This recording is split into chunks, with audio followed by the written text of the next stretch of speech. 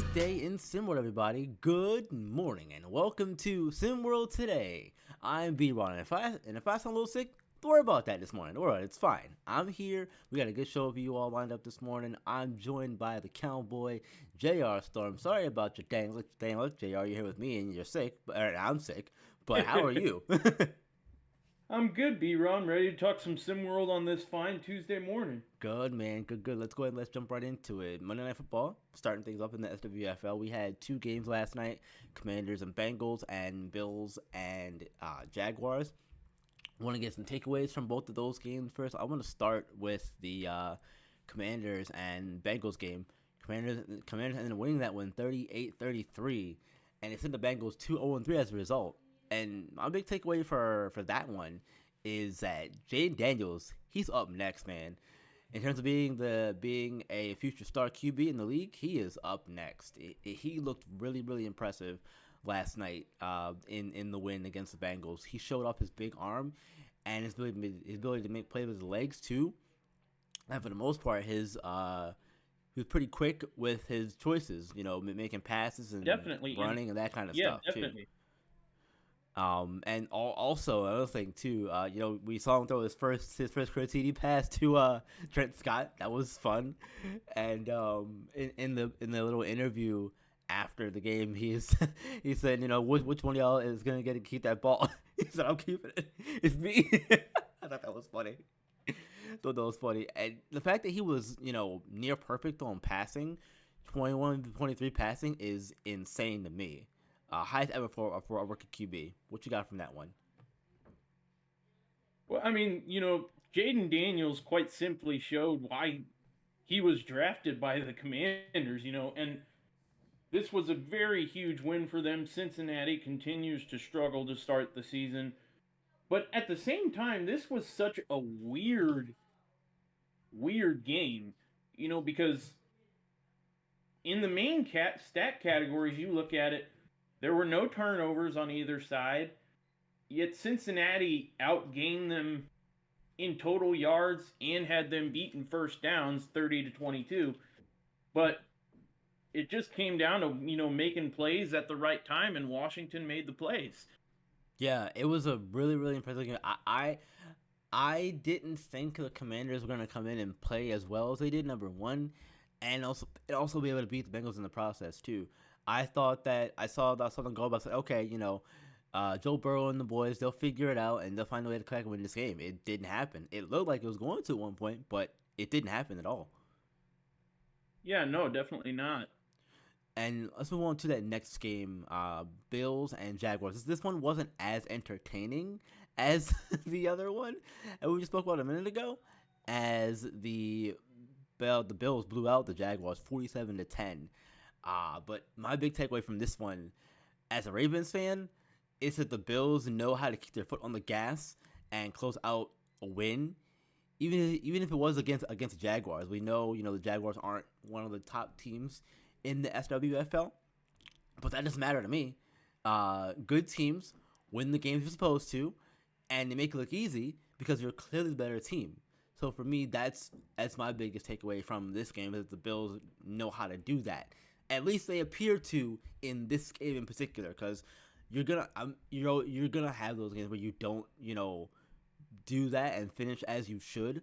But when you compare this game to the Ravens game, over the weekend, they were up 21-3 at one point or something against the Cowboys, and Cowboys ended up making that a game, and they ended up winning 29-25.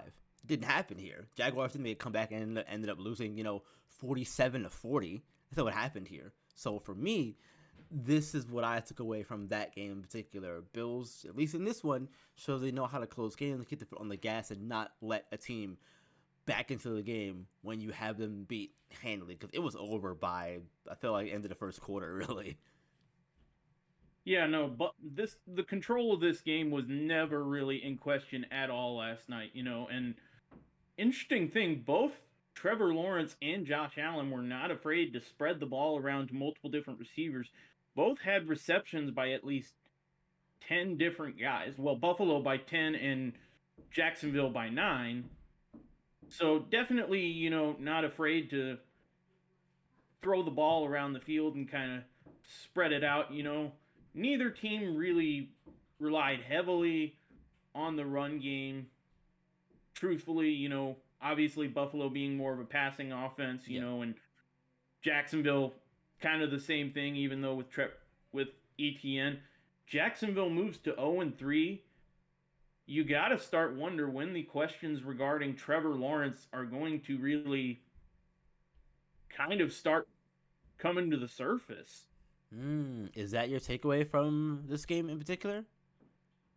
I think at some point, I like Trevor Lawrence personally, but I just think with the way Jacksonville has performed the last 2 or 3 seasons since drafting him, those questions are going to come up here, I think, pretty soon if Jacksonville doesn't find a way to string together a couple wins.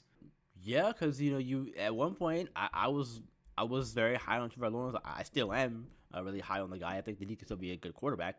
But yeah, I think those questions do at some point have to start trickling into the back of your mind. And is he the guy who can lead us to where we need to go, or do we need to look for another option? On Lawrence's side, does he need to look for another option? I know they just paid him all that money recently, but does he need to consider looking somewhere else once his new deal is up? I'm not sure how long it is offhand, but once that's done, maybe he goes somewhere else and tries to revitalize his career because I think he has talent to do it. He might just not have the pieces around him to make it work for him, but that's a whole other thing entirely. Yeah, definitely. He is unquestionably a very skilled quarterback. Won a national championship at Clemson. He showed that he can perform in when the lights shine brightest. Yeah, He exactly. has he has shown that. So the talent is very much there. Is Jacksonville the place for him to really show that and for that to come out? Or where he's put in the best situation? I don't know. I I'm don't start know. I'm starting to think no. I'm really starting to think no. Not to say, you have Travis Etienne and Tank Bigsby, that's a decent running back room. But really, you don't have any consistent, true wide receiver one or even a wide receiver two, to be quite honest. Yeah, and that's always the problem At when you least don't in have my those. view. Yeah, I get that for sure. When you don't have the pieces around, it makes it difficult to do what you're supposed to do and play at a high level in some cases anyway. Depending on who you're talking to, but speaking of players that have to perform in new situations, Aidan Weaver. Let's switch gears, talk some SimWorld U basketball here. Season's coming up. We're getting ready to start it here in about what 7 days now. Exactly 1 week. Yep. 7 days Exactly now, yeah, one one week. week, 1 week till look at that. We're getting closer, y'all. Every day, every day. Well, look, Aidan Weaver. We know he's committed to Alabama for the season. But is he a bad fit there? An SEC source. I try to say that 3 times fast. SEC source says that Weaver has the potential to be a great player in SimWorld, but this is sorry, quote, Weaver has the potential to be a great player in SimWorld, but I don't know that Alabama is the place that he will meet it. Uh, so uh, this is a this is an interesting thought here, I say, from this unnamed source, the SEC, because to my knowledge, players can't transfer schools in SimWorld, so he's going to have to stick it out there regardless, unless something changes there. But I do think that he's in a good spot to be a great player in SimWorld, and I think because he's at Alabama, he'll get to be that great player. And here's my thoughts on why. Because I think, look, when you get to play with a guy like DJ Childs to start your career, you don't have to be the guy right away. And he's probably gonna get the start alongside Childs as well, according to some of the internal reports coming out of Alabama, is that he's also gonna be one of the starters alongside Floyd Henderson and a few other players over there on Alabama on that roster. So I think that, yeah, Weaver's in a good spot, and also I don't know if it's the what does being a great player for Aidan Weaver look like to this potential SEC source. Does this mean that Weaver's going to be putting up, Cooper Key cross numbers at Alabama? I'm not sure what kind of expectations this particular source has for Aidan Weaver, but if it just means him being a good player, meaning him shooting and leading the team in 3-pointers made and being that kind of a role player, that's fine, right? Nothing wrong with that. But what are your thoughts? I've run long enough. What are your thoughts? Well, I really don't understand this quote because, me personally, I think Aidan Weaver will do just fine at Alabama because in Nate Oates' system, the fast-paced, long-range, up-tempo type of offense literally is perfect for Aidan Weaver's game. It's a very guard-friendly offense. So, and like you said, he's not going to have a lot of pressure on him right away, considering, Floyd Henderson, DJ Childs, you can throw Levin Cutler in there and possibly Coco Bryce as well. But exactly, I really don't understand this take because I think it's such a guard-friendly offense that it's ideal for him. By the way, I wanna correct myself. It's Quincy Henderson, not Floyd Henderson. I don't know where I got Floyd from. Quincy Henderson. But I don't know where I got Floyd from this morning. But we figured it out. We got it right. But yeah, no, I think that Weaver's gonna be just fine. I think just fine. I don't want to use that word just fine because that sounds like a very he'll be okay sort of thing. No, I think that Weaver will be great for Alabama for those reasons you mentioned, JR. They run the pace in space, up tempo, fast paced kind of offense, guard friendly. And I think that with DJ Childs being healthy, the focus is going to be on him at least initially for the season.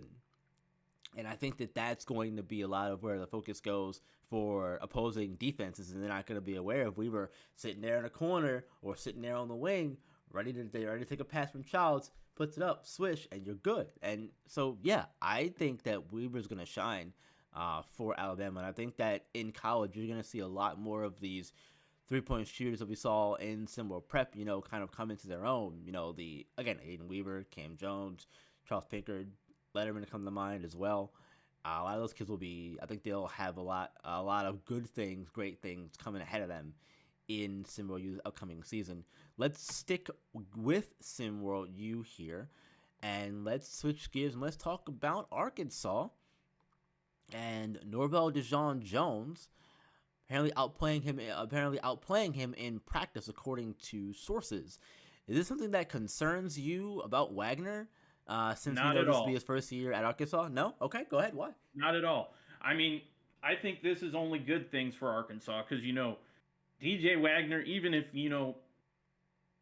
he may be struggling a little bit, but he's the type of player to where I think he has the sense and the, skill to get it figured out. And Arkansas could quietly, if Norvell DeJean Jones can keep this going, going into the season, Arkansas just might have arguably one of the best backcourts, not just in the SEC, but in all of SimWorld U. So I see this as only good things for Arkansas, especially when you look at, who they have patrolling the sideline now. Yeah. John Calipari over there making his way over from Kentucky. He brought DJ Wagner with him. And look, I'm going to have to agree with you. I don't see this as a bad thing at all. I'm not concerned about DJ Wagner and Norvell DeJean Jones outplaying him at all. And I'll tell you why. Because I still think that Wagner is going to be the focus over there, even if DeJean Jones comes on and he continues to play well. I think that Wagner's still going to be the focus over there. I do think that if you remember back to his time in SimWorld Prep with the OGs, there was a bit of a knock on him in terms of his passive playstyle at times. But I don't think that that's going to make him the worst of the two players. He may, NDJ might just be playing. He might be playing better than Wagner right now, which is technically yes. He's technically going to be outplaying him if that's the case. But I don't think that if you look at Wagner's overall style of play, I don't think that his passive moments are any indication. Should be any indication that he also isn't working hard. That he also doesn't have the kind of talent to play at a high level.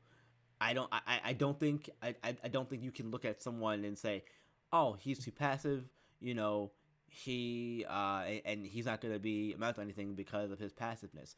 I don't think that that's something you can say, because people will say the same thing about Jameson Johnson, and I think that's still a knock on him in some circles, depending on who you talk to as well, is that he doesn't have the that go get it energy sometimes that he needs to have.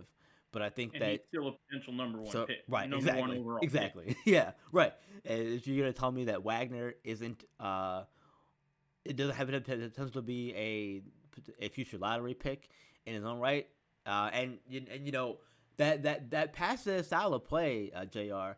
I think that sometimes that can be a benefit to you, because that allows you to take your time and the game kind of slows down for you. You can see what's going to happen, when it's going to happen, that kind of thing. I think that plays into your advantage versus being more of an aggressive kind of player.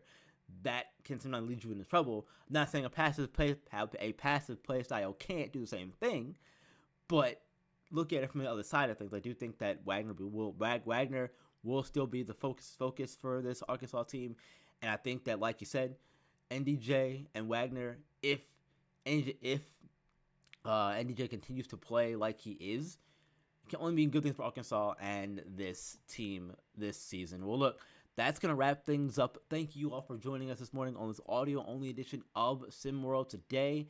I'll be back in the host chair tomorrow, and I'm not sure who's joining me tomorrow. It might be Siege or JK.